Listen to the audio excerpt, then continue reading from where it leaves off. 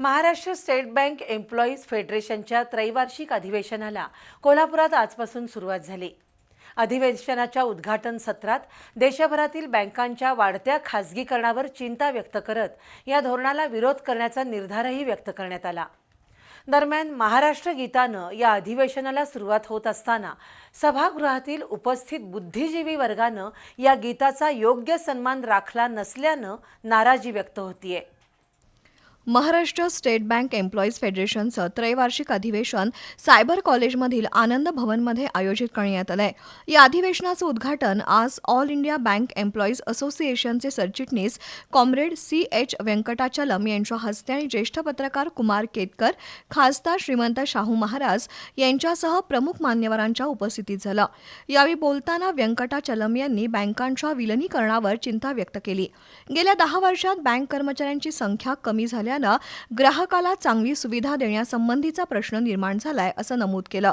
तर खासदार शाहू महाराज यांनी संघटित राहिल्याशिवाय न्याय मिळत नाही हा नियम असल्यानं बँक कर्मचाऱ्यांनी संघटनेवर विश्वास ठेवून वाटचाल करावी, अडचणीतील बँक कर्मचाऱ्यांनी एकमेकांना मदत करावी आणि न्याय हक्कासाठी लढा द्यावा असं सांगितलं।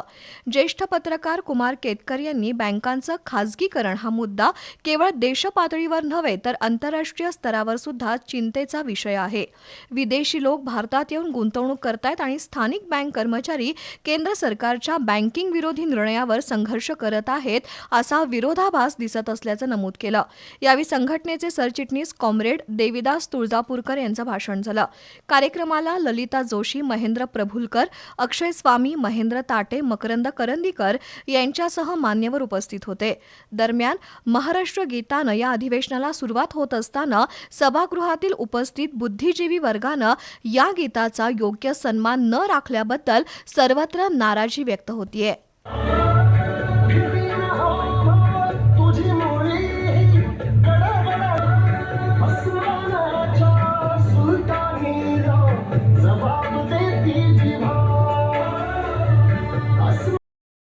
नवीन बँकिंग कायदे आणि धोरण या विषयावर विचारमंथन होऊन या अधिवेशनाचा रविवारी समारोप होणार आहे।